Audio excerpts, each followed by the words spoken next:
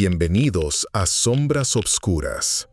Hoy no vamos a contar una simple historia de fantasmas. Hoy nos adentramos en un lugar real, un monumento al error humano y a la tragedia invisible, Chernóbil. Pero más allá de la radiación y la historia conocida, existe otra capa, una dimensión de relatos perturbadores, de experiencias que desafían la lógica y que se han transmitido en susurros durante décadas. Este es un intento de documentar no solo el desastre físico, sino el eco psicológico, las sombras que Chernóbil proyectó sobre las almas y que, según algunos, aún persisten en la zona de exclusión. Para entender la profundidad del trauma, debemos retroceder. 26 de abril de 1986. Una prueba de seguridad fallida en la central nuclear Vladimir Ilich Lenin desencadena una explosión catastrófica en el reactor número 4. El corazón de la bestia nuclear queda expuesto, vomitando una columna de veneno radiactivo que se extendería por gran parte de Europa. Lo que siguió fue un caos de desinformación, heroísmo desesperado y evacuaciones masivas. Pripyat, la ciudad modelo construida para los trabajadores de la central, fue vaciada en cuestión de horas. Sus habitantes dejaron atrás sus vidas, sus hogares, sus recuerdos, bajo la promesa de un regreso que nunca llegaría. Se enviaron miles de liquidadores, bomberos, soldados, mineros, científicos, civiles, a una batalla suicida contra un enemigo invisible. Hombres y mujeres que caminaron hacia el infierno radiactivo para contener la catástrofe. Muchos de ellos sin la protección adecuada, sin pleno conocimiento del peligro. Murieron por miles, lentamente, dolorosamente, víctimas de una enfermedad que devoraba sus cuerpos desde dentro. Sus historias son el primer capítulo del horror de Chernóbil, un horror tangible, físico. Pero hoy no nos centraremos en los datos oficiales, ni en las cifras de víctimas, aunque son fundamentales. Hoy exploraremos el legado intangible, las cicatrices psíquicas que este evento dejó en la Tierra y en aquellos que la tocaron.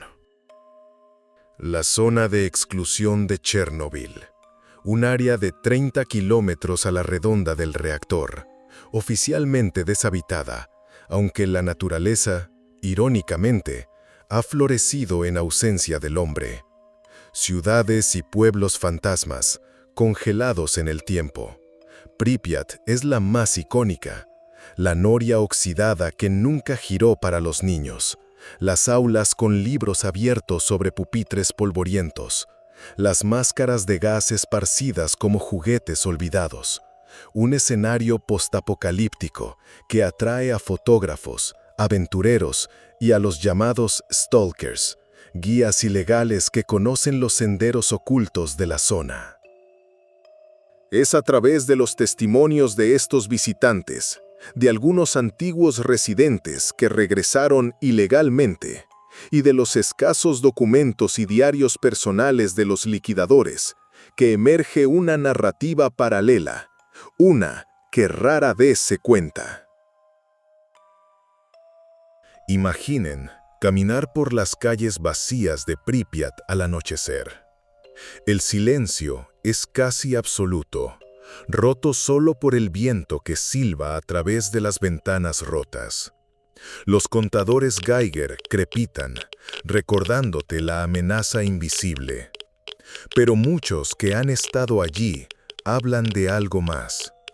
Una sensación, una opresión en el pecho, la piel de gallina sin motivo aparente, la inconfundible sensación de ser observado.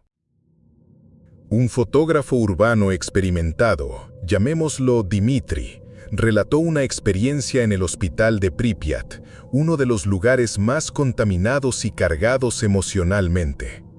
Mientras documentaba el sótano donde se arrojó la ropa de los primeros bomberos fallecidos, ropa tan radiactiva que aún hoy es letal, sintió un frío glacial repentino. Su equipo electrónico comenzó a fallar, y luego escuchó un susurro, indistinguible pero innegablemente humano. Estaba solo, o eso creía. Otro relato proviene de una ex residente, Svetlana, que visitó su antiguo apartamento en Pripyat décadas después, acompañada por un guía. Al entrar en la que fue la habitación de su hija pequeña, encontró una muñeca sobre la cama, una muñeca que juró no era la suya, pero que se parecía inquietantemente a una que su hija perdió poco antes de la evacuación. Mientras la sostenía, una ráfaga de viento helado cerró de golpe la puerta, dejándola momentáneamente a oscuras. El guía, un hombre curtido, palideció y la instó a salir de inmediato, murmurando algo sobre ellos, que no les gusta que se toquen sus cosas. ¿Sugestión? ¿El efecto de la radiación en la percepción? ¿O algo más? El trauma colectivo tiene una forma de impregnar los lugares. Los psicólogos hablan del síndrome de Chernóbil, un conjunto de síntomas que van desde la ansiedad y la depresión hasta problemas de salud inexplicables, incluso en personas con baja exposición a la radiación. Pero hay quienes sugieren que la zona misma se ha convertido en una especie de entidad psíquica, un repositorio de todo el dolor, el miedo y la muerte prematura que presenció. Consideremos las historias de los niños de Chernóbil. No los niños que sufrieron las consecuencias físicas, sino las supuestas apariciones infantiles. Risas débiles escuchadas cerca de parques infantiles abandonados. La visión fugaz de una pequeña figura corriendo por un pasillo de escuela vacío. Un liquidador, en sus últimos días, escribió en su diario sobre el constante llanto de un bebé que escuchaba en los barracones. Un llanto que nadie más parecía oír. ¿Alucinaciones inducidas por la enfermedad y el estrés extremo? Es la explicación racional. Pero la persistencia y similitud de estos relatos en diferentes personas, en diferentes momentos, es, cuando menos, perturbadora. Los stalkers más veteranos, hombres que han pasado años explorando la zona, a menudo se muestran reacios a hablar de estos fenómenos. Algunos los descartan como cuentos para asustar a los turistas. Otros, en momentos de confianza, admiten haber presenciado cosas que no pueden explicar. Sombras en la periferia de la visión, objetos que se mueven sin causa aparente, voces en el viento que parecen formar palabras. Un stalker anónimo mencionó una regla no escrita entre ellos: nunca pasar la noche solo en ciertos edificios, especialmente el hospital o la infame unidad de cuidados intensivos. Hay una tristeza allí, una tristeza tan pesada que te aplasta, y a veces, esa tristeza te mira. La radiación es un disruptor. Altera el tejido mismo de la vida a nivel celular. ¿Podría, en concentraciones tan masivas y en un contexto de trauma tan extremo, alterar algo más? ¿Podría crear una especie de impronta energética? ¿Ecos persistentes de las vidas truncadas? La ciencia, por supuesto, no ofrece respuestas para tales preguntas, pero la experiencia humana no siempre se rige por los parámetros de la ciencia conocida. Pensemos en el concepto de memoria del lugar. Si un objeto puede retener la energía de su dueño, ¿qué sucede con un lugar entero saturado por la angustia de miles? La zona de exclusión no es solo un área contaminada, es un vasto cementerio sin lápidas, un escenario donde se representó una tragedia de proporciones épicas.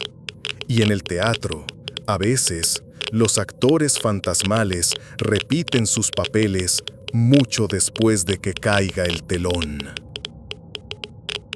Existe una leyenda urbana, o quizás algo más, sobre un supuesto documental prohibido, filmado por un equipo soviético en los primeros días después del desastre.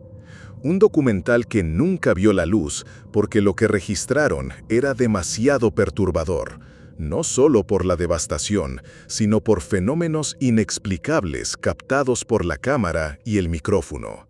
Se habla de figuras sombrías moviéndose entre los escombros del reactor, de lamentos captados en las grabaciones de audio donde no debía haber nadie. Por supuesto, no hay pruebas concretas de su existencia, pero la idea misma alimenta el mito de Chernóbil como un lugar donde lo imposible puede manifestarse. El terror psicológico de Chernóbil no reside en monstruos con garras y colmillos. Reside en la invisibilidad de la amenaza, tanto la radiactiva como la espectral. Reside en la idea de que el sufrimiento extremo puede dejar una mancha indeleble, una herida en el tejido de la realidad. Reside en la fragilidad de nuestra propia percepción cuando nos enfrentamos a lo incomprensible y a la desolación absoluta. Cuando uno visita Pripyat, no solo camina por una ciudad abandonada, camina sobre las esperanzas rotas, los futuros robados, los gritos silenciosos de miles de personas. Y quizás, solo quizás, esos gritos aún resuenan, no para los oídos, sino para esa parte de nuestra psique que es sensible a los ecos más profundos del sufrimiento humano. La zona de exclusión de Chernóbil seguirá siendo un lugar de peregrinación, un recordatorio sombrío y un laboratorio natural único. Pero para aquellos que han sentido su aliento frío en la nuca o han escuchado un sonido que no debería estar allí, es algo más. Es un testimonio de que hay horrores que trascienden lo físico, horrores que se instalan en la mente y tal vez en el alma de un lugar. Este no es el final de la historia de Chernóbil. Es solo un vistazo a sus sombras más profundas, a esas narrativas que se escapan de los informes oficiales y se deslizan en el terreno de lo inquietante. La pregunta que queda flotando en el aire contaminado es: ¿son solo producto de nuestra imaginación? ¿Una forma de procesar lo impensable? ¿O hay realmente algo más acechando en las ruinas? Un eco persistente de la catástrofe. Gracias por acompañarnos en Sombras Obscuras. Si estas reflexiones te han perturbado o te han hecho pensar, te invitamos a compartir tus propias impresiones en los comentarios. No olvides suscribirte para más exploraciones en los límites de lo conocido. Hasta la próxima vez, si te atreves a escuchar.